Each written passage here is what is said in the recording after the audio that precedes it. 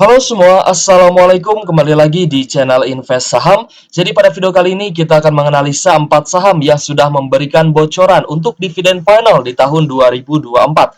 Saham-saham ini adalah saham core stock yang sangat layak ya untuk dividen investing. Jadi kita lihat kinerjanya juga semakin meningkat dan kita pun nanti akan memberikan ya kalender dividen di satu sektor yang akan kita bahas pada akhir video. Jadi silahkan teman-teman simak video ini sampai akhir ya. Dan buat teman-teman yang belum subscribe, silahkan di-subscribe dulu channel Invest Saham. Dan jangan lupa aktifkan juga lonceng notifikasinya.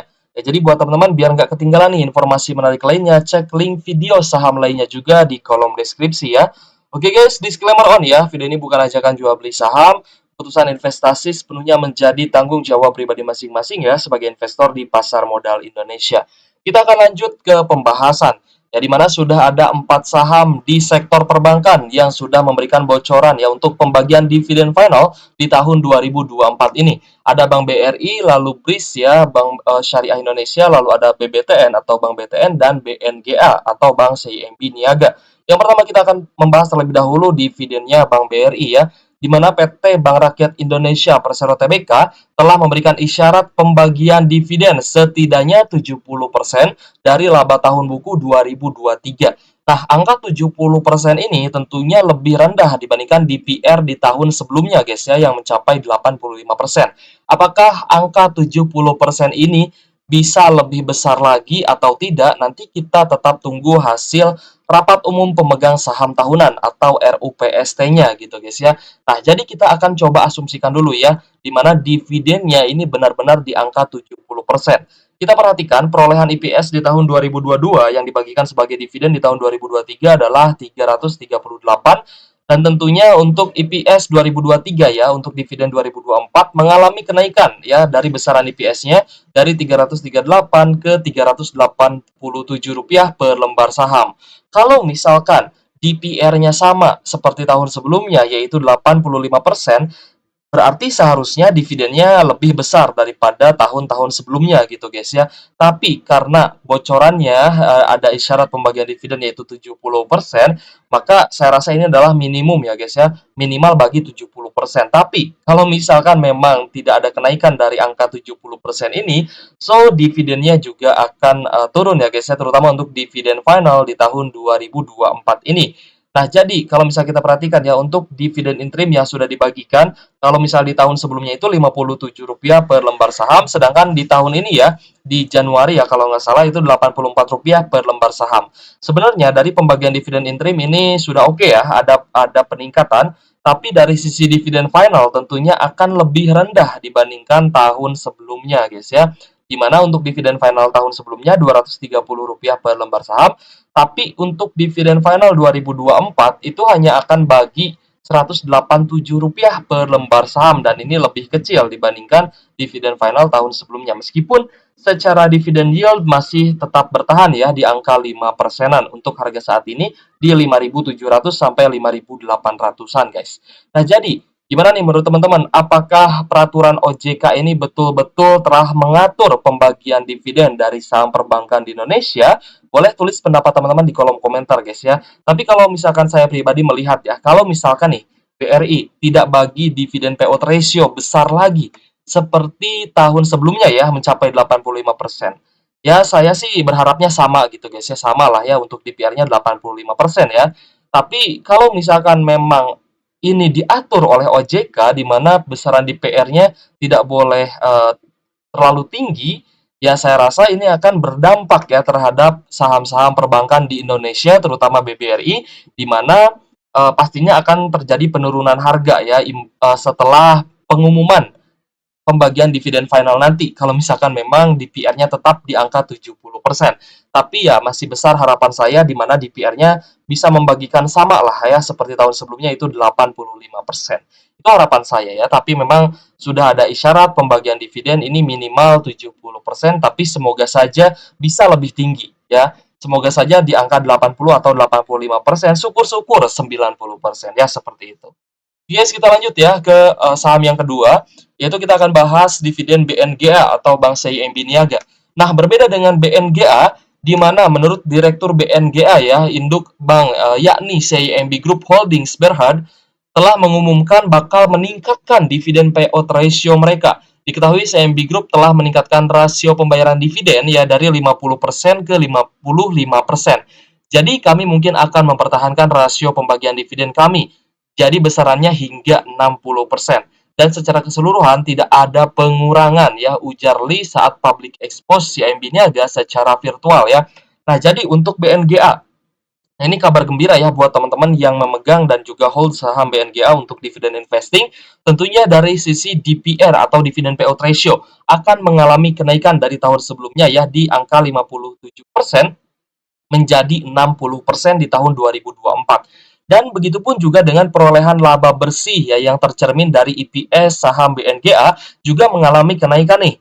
Ya dari tahun sebelumnya di tahun 2022 itu 201 membagikan dividen 2023, sedangkan untuk full year 2023 EPS-nya naik menjadi Rp260 per lembar saham yang akan dibagikan sebagai dividen final di tahun 2024 ini. Maka proyeksi dividennya pun juga akan meningkat dari Rp115 naik menjadi Rp156 per lembar saham. Begitupun juga dengan dividen yield-nya di harga saat ini ya, di 1.700-an ini dividen yield-nya akan naik dari 7% menjadi 9%-an. Ya, tapi berbeda nih dengan teman-teman yang masih pegang saham BNGA di bawah harga 1.300. Tentunya dividen yield-nya pun akan lebih tinggi lagi. Tapi kita tetap menghitung BNGA ini di harga saat ini ya, karena mungkin ada teman-teman yang berpikir ya untuk wah ini sepertinya BNGA lebih menarik atau bagaimana, silahkan teman-teman analisa kembali, silahkan teman-teman bandingkan dengan saham perbankan lainnya ya, seperti itu. Karena kalau saya pribadi sih saya lebih tertarik dengan BNGA dengan yield di harga saat ini mencapai 9%, valuasinya masih murah dan masih berpotensi bisa naik ya ke level 2000-an. Kalau misalkan target saya sih ke level 2000 ya, seperti itu. Jadi disclaimer on ya kembali guys, ini bukan ajakan jual beli saham. Silahkan teman-teman analisa kembali. Kalau misalkan teman-teman menemukan nih rekomendasi ya dari siapapun itu, entah dari YouTuber, entah dari analis gitu guys ya. Silahkan teman-teman analisa kembali. Jangan sampai termakan, jangan sampai menelan mentah-mentah informasinya tanpa analisa lebih lanjut guys. Yaitu saran saya sih, silahkan dianalisa lagi. Ya, jadi untuk dividen yield BNGA di harga saat ini ya, kalau misalkan memang belum naik harganya ke 1.800 sampai 1.900-an, saya rasa yieldnya ini masih sangat menarik di angka 9%-an ya. Kita lanjut ke saham yang ketiga guys, ada dividen dari BBTN atau Bank Tabungan Negara. Untuk BBTN ya, Bank Tabungan Negara Persero Tbk, ini juga perbankan ya milik BUMN, tapi memang lebih fokus terhadap pembiayaan KPR ya. Jadi ini ibaratnya perbankan tapi rasa properti gitu guys ya. Jadi kalau misalkan suku bunga BI itu nanti diturunkan ya, tapi untuk saat ini suku bunga BI masih bertahan ya di angka 6%, tapi kalau misalkan di waktu ya di hari kemudian itu nanti suku bunganya diturunkan, saya rasa ini bisa menjadi sentimen yang cukup baik ya, terutama untuk sektor properti dan juga Bank BTN tentunya ya. Untuk Bank BTN, yakin bakal kembali membagi dividen tahun buku 2023 dengan besaran DPR 20% dari laba bersih. Nah, kalau misalnya kita perhatikan dari historisnya, di tahun sebelumnya itu membagikan 18%. Tapi di tahun 2024 ini katanya sih akan bagi 20%. So, sebenarnya ada peningkatan ya, ada sedikit peningkatan. Meskipun dari besaran laba bersihnya tercermin dari EPS ya, laba bersih ini mengalami penurunan guys ya. EPS-nya juga turun ya dari 237 menjadi 220 per lembar sahamnya.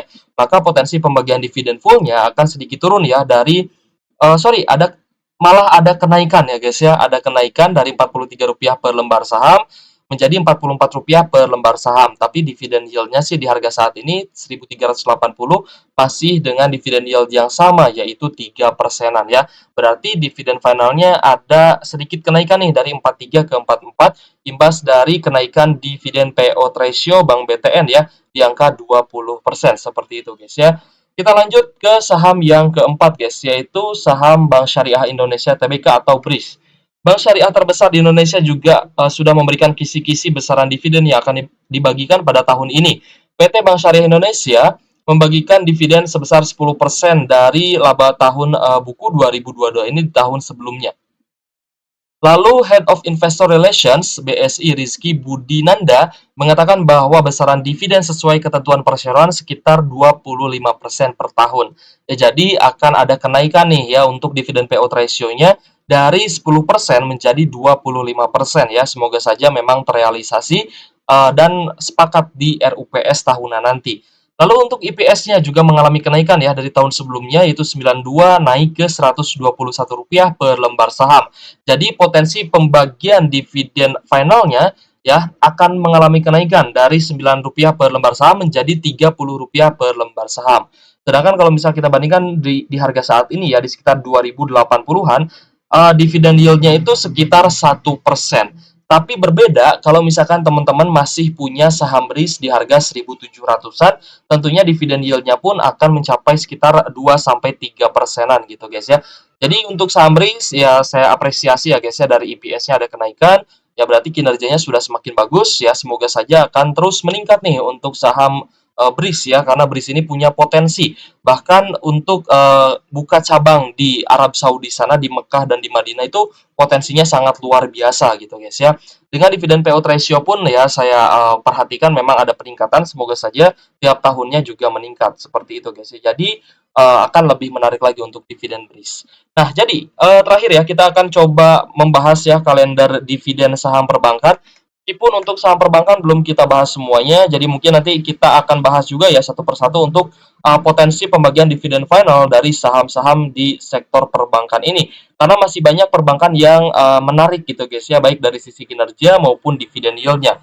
Oke guys, kita lanjut ya melihat kalender dividen perbankan untuk tahun 2024 ya. Ini berdasarkan historicalnya, di mana untuk big banks ada BRI, Bank Mandiri, Bank BNI, dan juga Bank BCA. Ini biasanya membagikan dividen ya, atau mengumumkan pembagian dividen itu tidak jauh ya guys ya. Tidak terpaut jauh lah untuk tanggal pembagian dividennya, yaitu antara bulan Maret dan juga April ya guys ya. Antara bulan ini biasanya big banks ini akan membagikan dividen. So teman-teman yang sudah keep saham big banks ini di harga murah, saya rasa kalau misalkan Februari ya, kalau misalkan Februari tidak ada krisis, tidak ada penurunan IHSG, tidak ada penurunan harga, teman-teman keep aja ya. Meskipun sekarang sudah floating loss lumayan cukup banyak, saya rasa akan terus bertahan nih ya untuk harga Big Max ini sampai di bulan Maret dan juga April.